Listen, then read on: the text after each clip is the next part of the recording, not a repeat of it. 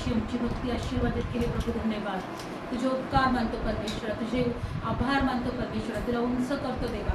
आता जसं आम्ही देवा वचन घेणार आहोत आजच्या ह्या वचनांद्वारे प्रभू येशू तू आम्हाला स्पर्श कर, आम्हाला आशीर्वाद दे दे बाप्पा.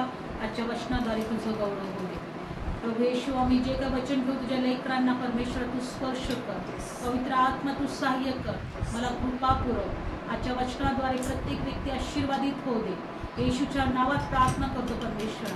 धन्यवाद धन्यवाद येशू, धन्यवाद दे बाप्पा, धन्यवाद प्रभू, धन्यवाद येशू. दे बाप्पा आम्ही विश्वास ठेवतो की तू आमच्यामध्ये आहे. आज जे कोणी विश्वासाने ऐकणार त्यांना प्रत्येकाला स्पर्श कर आणि आशीर्वादित कर. तर येशूच्या नावात प्रार्थना करतो. Praise Lord. बायबलमध्ये दिलेला आहे की परमेश्वराने मनुष्याला निर्माण केलं. Praise Lord. आज आपण या वचनातून पाहणार आहोत जीवनाचे झाड. Praise Lord. काय पाहणार आहोत आपण? जीवनाचे झाड. जीवनाचे झाड. तुम्हाला माहित आहे की ज्यावेळेस परमेश्वराने मनुष्याला निर्माण केलं त्या परमेश्वराने त्याला एदेन बागेमध्ये ठेवलं. कुठे ठेवलं? एदेन बागेमध्ये. हा.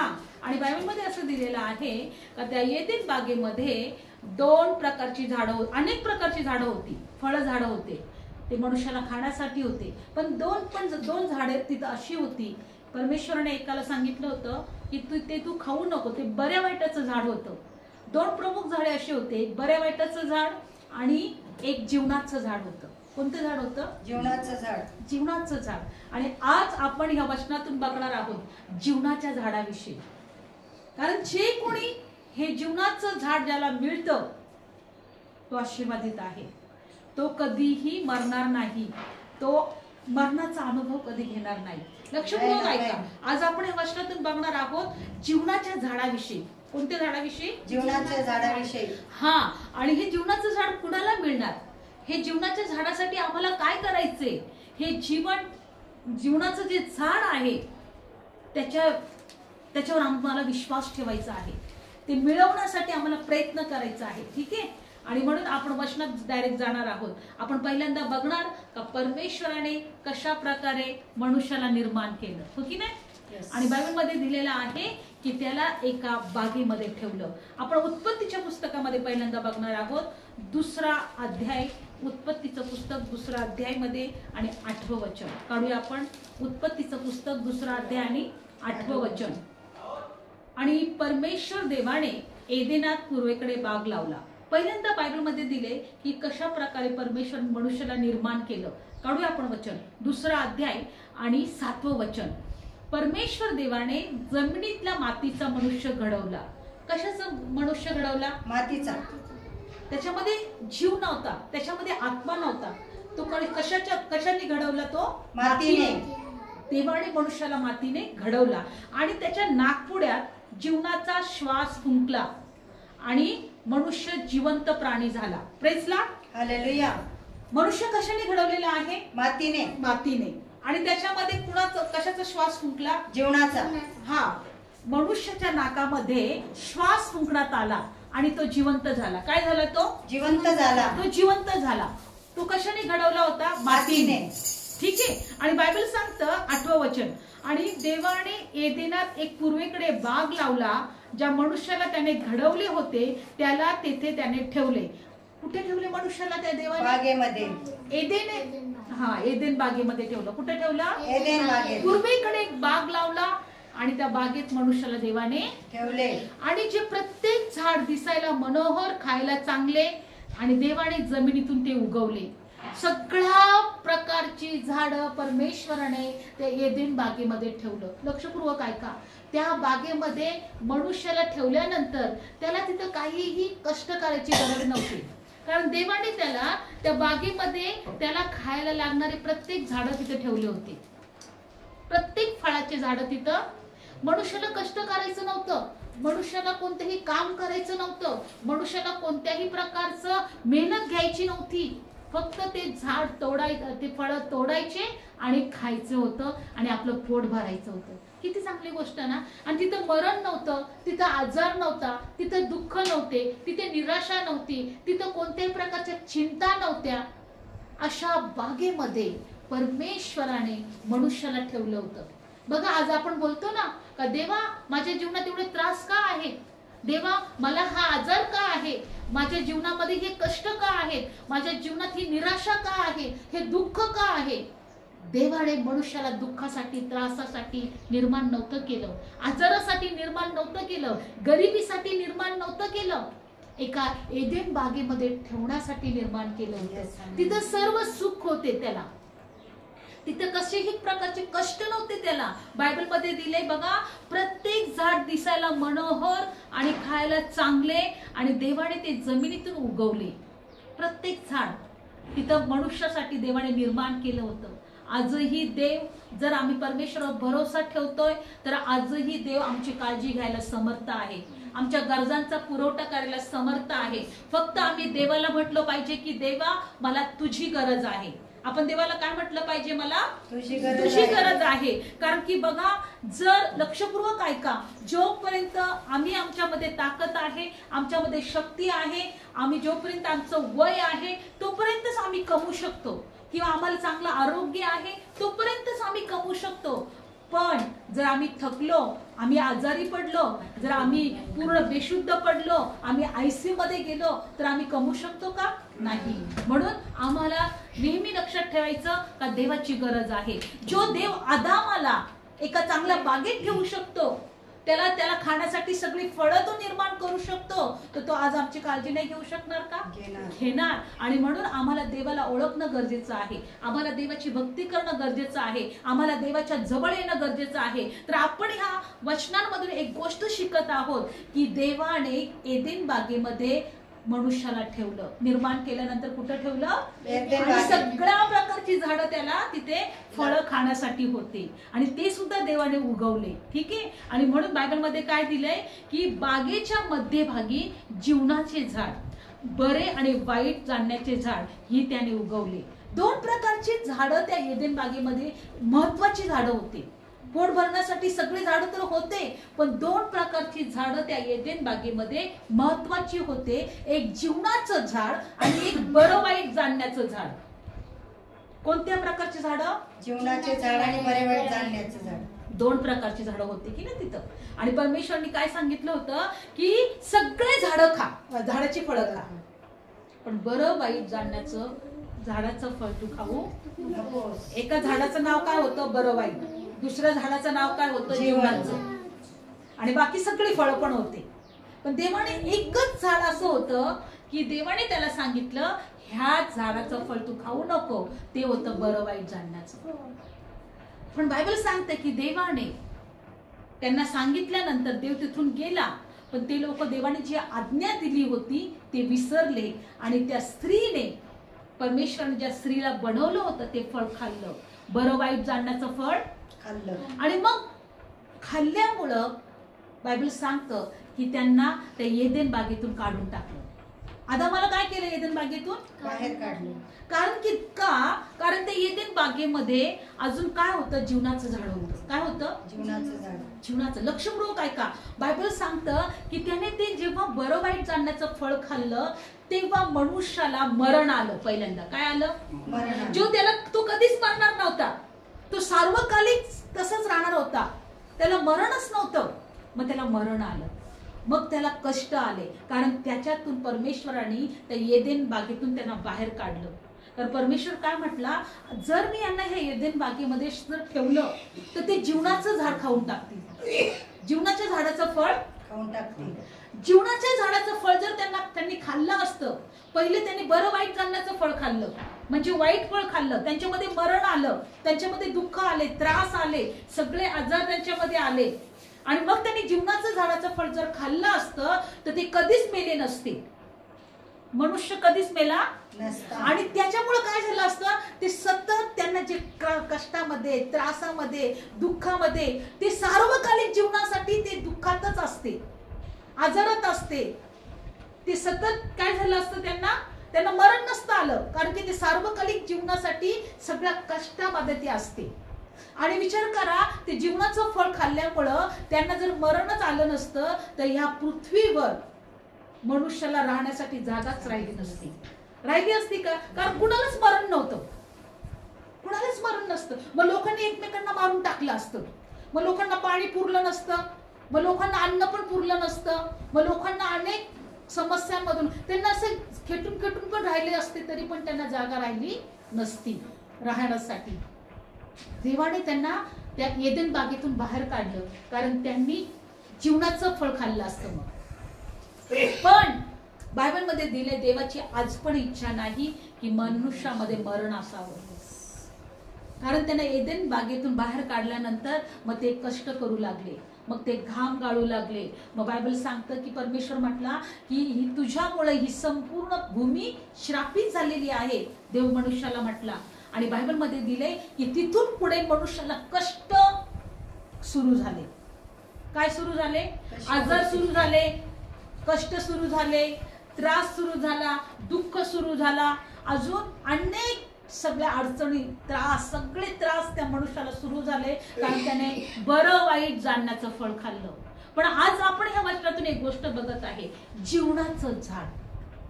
काय बघत आहे आपण? जीवनाचं झाड. देवाने आज आम्हाला निवडलेलं आहे जीवनाचं झाडाचं फळ खायला.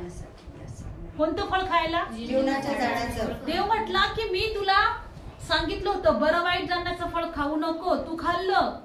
पण आता आम्हाला देवाने निवडले यासाठी की जीवनाच्या झाडाचं फळ. बघा तिथे ते एदेन बागेमध्ये काय होतं? बरं वाईट जाणण्याचं फळ आणि एक जीवनाचं झाडाचं फळ. आज आम्ही काय वचनात शिकत आहोत का जीवनाचं फळ कुणासाठी देवाने ठेवले? ते फळ अजून पण आहे, पण ते फळ कुणासाठी ठेवलंय आज आपण या वचनातून पाहणार आहोत. पण आपण एक गोष्ट पहिले बघूया की बायबलमध्ये दिले की उत्पत्तीचं पुस्तक 3रा अध्याय आणि 22 वचनामध्ये परमेश्वराने या बागेमध्ये जीवनाचं झाड ठेवलं होतं. ठीक आहे, उत्पत्तीचं पुस्तक 3रा अध्याय आणि वचन काढूया आपण 23 वचन. म्हणून ज्या जमिनीतून तो घेतला होता मनुष्य, ज्या आपण 22 वचनापासून वाचूया. उत्पत्तीचं पुस्तक 3रा अध्याय 22. मग देव बोलला, पहा बरे वाईट जाणण्याविषयी मनुष्य आम्हापैकी एकसारखा झाला आहे, तर कदाचित तो आपला हात पुढे करील आणि जीवनाच्या झाडाचा फळ खाईल आणि तो सर्व काळ जगेल. बघा ना किती मोठी योजना होती. तो जीवनाच्या झाडाचं फळ खाईल आणि सर्व काळ जगेल. त्यांनी बरं वाईट जाणण्याचं फळ तर खाल्लेलं आहे, त्यांनी मरणाचं फळ तर खाल्लेलं आहे, पण आता तो कशाचं फळ खाईल? जीवनाचं फळ. आणि म्हणून देवाने काय केलं? लक्षपूर्वक ऐका. म्हणून ज्या जमिनीतून तो घेतला होता तिची मशागत करायला देवाने त्याला एदेन बागेतून काढले. त्याप्रमाणे त्याने मनुष्याला बाहेर घालवले आणि जीवनाच्या झाडाची वाट राखायला किंवा रक्षण करायला एदेन बागेच्या पूर्वेकडे कुरूप ठेवले आणि चहूकडे फिरणाऱ्या तलवाराची ज्वाला ठेवली. लक्षपूर्वक ऐका. एदेन बागेमध्ये आता जीवनाचं झाड होतं. काय होतं? जीवनाचं झाड. आणि बायबल सांगतं की त्याचं रक्षण करण्यासाठी देवाने त्याचे देवदूत ठेवले. ते एदेन बागेमध्ये जीवनाचं झाड होतं, त्या जीवनाच्या झाडाचं रक्षण करण्यासाठी देवाने देवदूत ठेवले आणि ज्वाला तलवार ठेवली. कोणती तलवार ठेवली? ज्वालाची, अग्नीची तलवार. त्या एदेन बागेच्या अवतीभोवती काय होतं? अग्नीची तलवार ठेवली. लक्षपूर्वक ऐका. एक एदेन बाग, लक्षपूर्वक ऐका, डोळ्यासमोर एक एदेन बाग आणा. परमेश्वराने त्या एदेन बागेमध्ये जीवनाचं झाड ठेवले. ठीक आहे.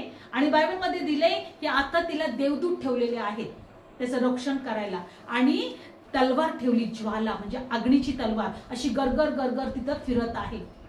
लक्षपूर्वक ऐका. जीवनाच्या झाडाला एवढं संरक्षण ठेवलेलं आहे कारण त्या एदेन बागेमध्ये कोणी प्रवेश करू नये म्हणून. ठीक आहे.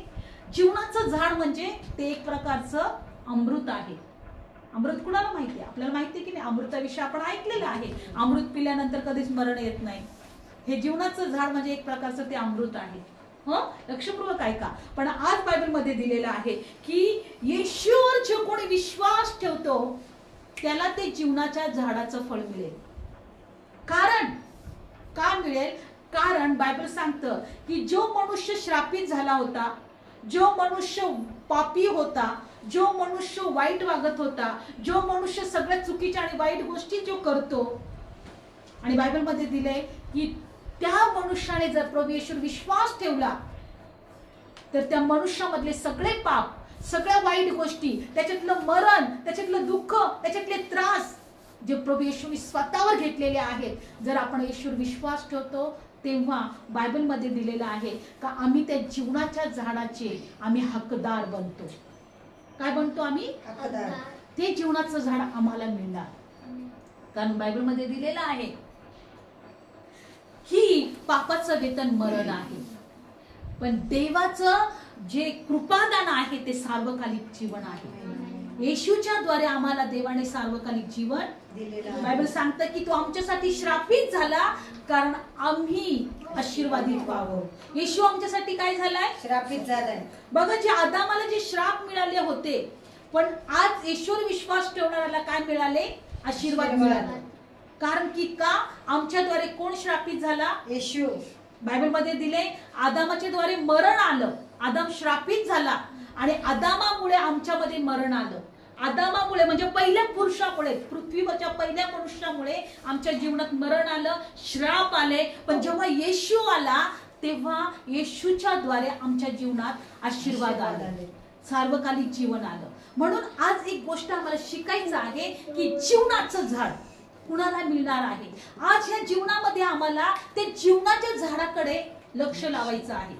आज आम्ही विश्वास ठेवलाय म्हणून आम्हाला अधिकार आहे ते जीवनाचं झाड मिळणार आहे. आणि म्हणून आपण या वचनातून पाहणार आहोत प्रकटीकरण 2 अध्याय काढूया. प्रकटीकरणामध्ये या जीवनाच्या झाडाविषयी, ज्या एदेन बागेमध्ये जीवनाचं झाड होतं, त्या प्रकटीकरणामध्ये या पुस्तकामध्ये जीवनाच्या झाडाविषयी सांगितलेलं आहे. लक्षपूर्वक ऐका. आपण जीवनाच्या झाडाविषयी आपण शिकत आहोत. त्या जीवनाच्या झाडाविषयी आपण शिकत असताना ते सहज घेऊ नका, कारण ते जीवनाचं झाड कुणाला देव देत आहे आपण पाहणार आहोत. काढूया वचन. प्रकटीकरण 2 अध्याय वचन वाचूया आपण. प्रकटीकरण 2 अध्याय मध्ये काढलं वचन.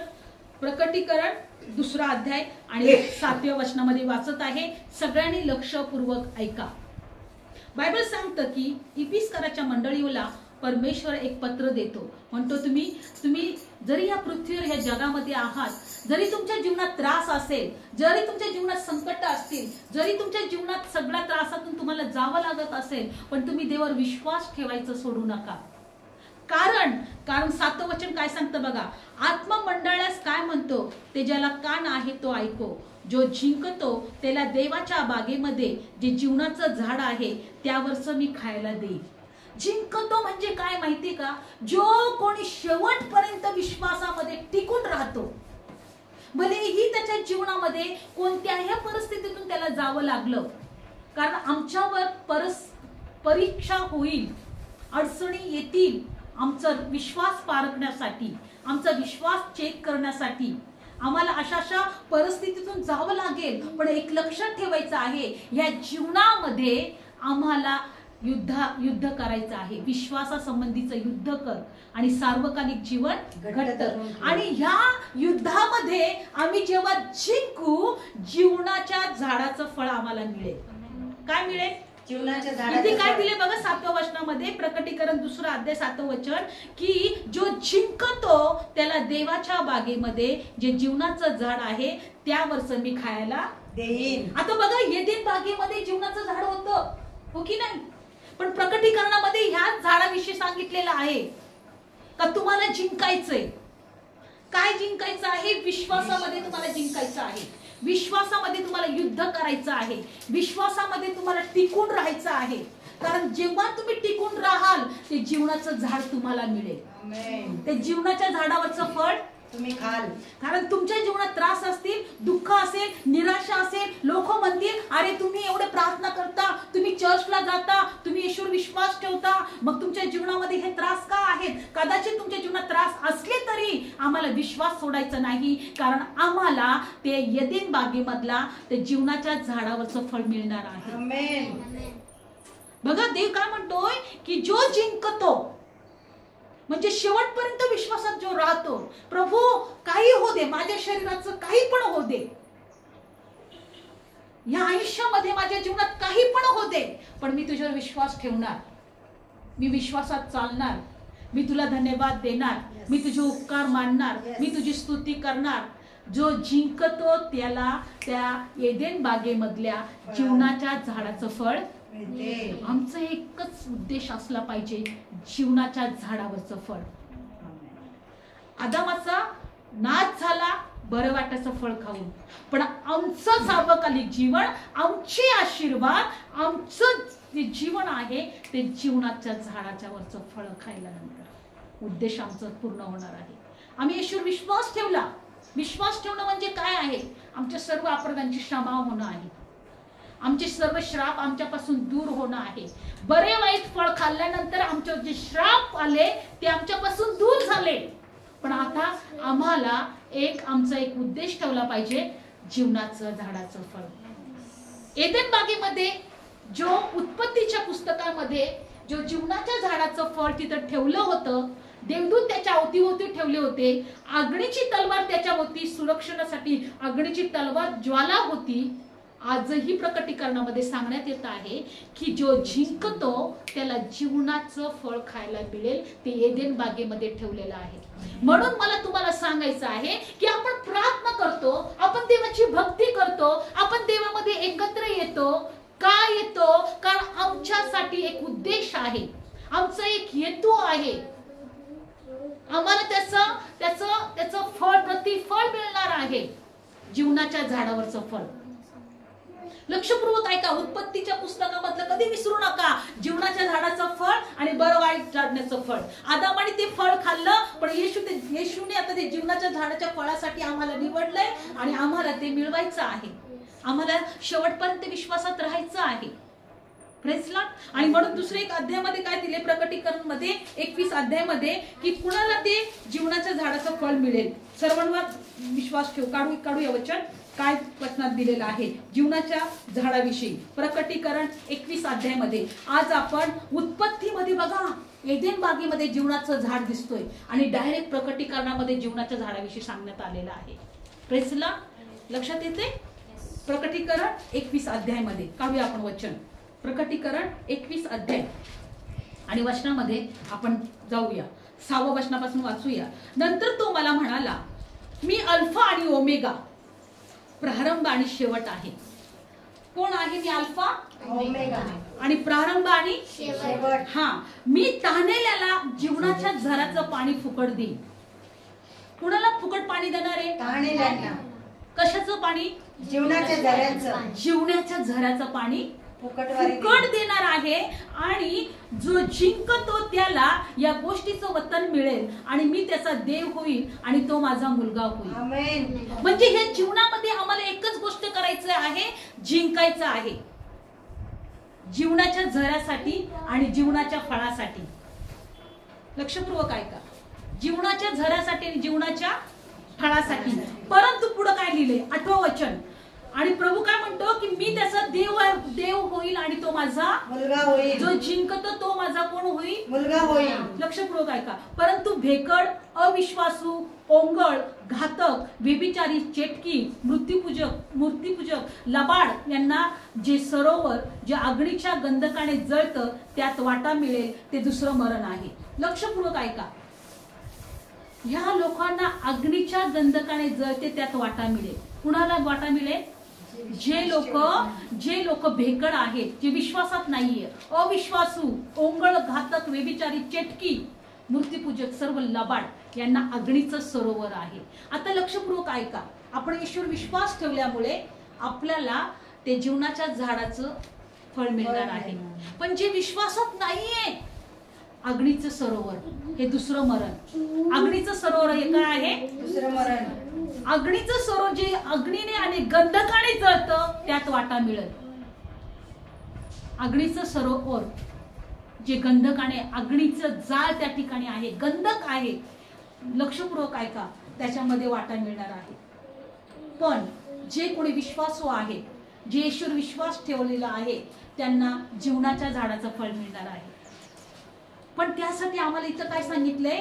जो ताणलेला आहे त्याला मी पाणी देईन. Praise Lord. जिवंत झऱ्याचं पाणी. आम्ही प्रार्थना करतो म्हणजे आम्ही ताणलेले होतो. आम्ही देवाच्या उपस्थितीमध्ये येतो म्हणजे आम्ही ताणलेले होतो. आम्ही देवावर विश्वास ठेवतो आणि देवासाठी आम्ही तळमळतो, म्हणजे आम्ही तहानेलो होतो. तुम्ही तहानेले व्हा. आम्हाला तहानेले झाल्यानंतर आम्हाला काय मिळणार आहे? जीवनाच्या झऱ्याचं पाणी. जो तहानेला आहे तो. पण बायबल सांगतं की जो तहानेला होणार नाही, म्हणजे जो विश्वास ठेवणार नाही, जो चुकीच्या गोष्टीमध्ये राहील, अग्नीचं सरोवर हे दुसरं मरण त्याच्यात तो टाकण्यात येईल. मग मनुष्याला अग्नीच्या सरोवरात जायचं का जीवनाच्या झाडाचं फळ खायचं हे त्याने ठरवायचं. कारण बरं वाईटाचं फळ खाऊन त्याने ऑलरेडी मरण स्वीकारलेलं आहे. मनुष्यामध्ये मरण आहे, जीवन नाही. आणि म्हणून अग्नीचं सरोवर हे दुसरं मरण आहे. अग्नीचं सरोवर काय? दुसरं सरोवर. म्हणून जर तुम्ही देव येशूवर विश्वास ठेवत आहे, जर तुम्ही येशूचं सत्य तुम्हाला कळत आहे, तर तुम्ही स्वतःसाठी प्रार्थना करा, पण तुमच्या शेजाऱ्यासाठी, तुमच्या नातेवाईकांसाठी, तुमच्या लोकांसाठी प्रार्थना करा की प्रभू माझी कोणतेही लोक त्या अग्नीच्या सरोवरात जाऊ देऊ नको. कारण आम्ही पण एक दिवस मूर्तीपूजक होतो, आम्ही पण एक दिवस लबाड बोलणारे होतो, आम्ही सुद्धा एक दिवस वाईट करणाऱ्या गोष्टी होतो. पण देवाने आमच्यावर दया केली आणि आमच्या सर्व अपराधांची क्षमा केली आणि आम्हाला नीतिमान ठरवलं आणि आम्हाला त्या जीवनाच्या झाडासाठी योग्यतेचं बनवलं. एक तिमित्तेचं पुस्तक दिलेलं आहे. आपण सगळे वाईटच होतो, पण देवाने आम्हाला क्षमा केली.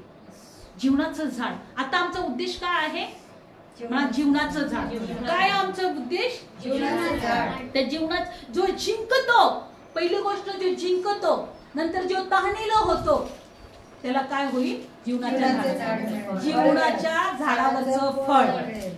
Praise Lord. म्हणा जीवनाच्या झाडावरचं फळ मला खायचंय. अजून दुसरी गोष्ट काढूया. प्रकटीकरण 10वा अध्याय काढूया की अशा कोणाकोणाला ते मिळणार नाही. काढूया आपण वचन. प्रकटीकरण 22 अध्याय आणि 10वं वचन. प्रकटीकरण 22 अध्याय आणि 10वं वचन. तेव्हा तो म्हणाला, प्रकटीकरण 22 अध्याय 10वं वचन. तेव्हा तो म्हणाला, या पुस्तकातील भविष्यवादांची वचनं शिक्का मारून बंद करू नको. काय बंद करू नको? वचन. भविष्यवाद्यांची वचनं. हा, कारण समय जवळ आला आहे. जो अन्याय करणारा आहे पुढे अन्याय करत राहू. मलिन आहे तो मलिन होत राहो. जो न्यायी आहे न्यायी पण करत राहो. जो पवित्र आहे तो पवित्र होत राहो. आणि पहा मी लवकर येतो आणि प्रत्येकाला ज्याच्या त्याच्या कामाप्रमाणे देण्यास माझ्याजवळ वेतन आहे. काय आहे माझ्याजवळ? मी अल्फा ओमेगा, पहिला आणि शेवटला, प्रारंभ आणि शेवट आहे. आपले जगे धुणारे सुखी आहेत. आपले जगे धुणारे सुखी आहे. कारण जीवनाच्या झाडावर त्याचा अधिकार असणार. कुणाला? आपले जगे धुणारे. जीवनाच्या झाडीवर त्याला काय असणार? अधिकार असणार. आणि ते वेशीमधून नगरात जातील. कुणाला? जे आपले जगे धुतात. जगे धुतात. आपले जगे धुणारे म्हणजे येशूच्या रक्ताने स्वतःला पवित्र करतात, येशूच्या रक्ताच्या अधीन होतात, येशूच्या रक्ताच्या जवळ येतात. ते पवित्र आहेत. बायबलमध्ये दिले ते आपले जगे धुणारे आहेत आणि त्यांना जीवनाच्या झाडावर अधिकार मिळणार आहे. काय मिळणार आहे?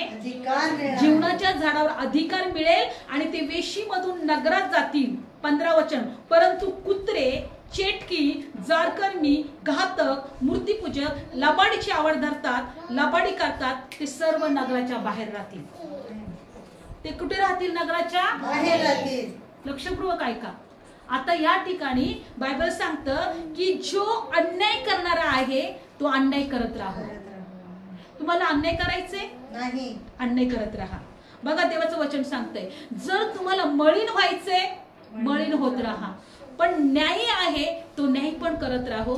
जो पवित्र आहे तो पवित्र हो. पहा मी लवकर येतो आणि ज्याच्या त्याच्या कामाप्रमाणे देण्यास माझ्याजवळ वेतन आहे.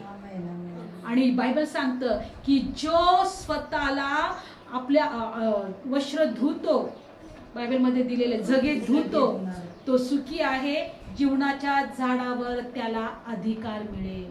तो नगराच्या वेशीत आत जाईल. नगराच्या वेशीतून तो आत जाईल.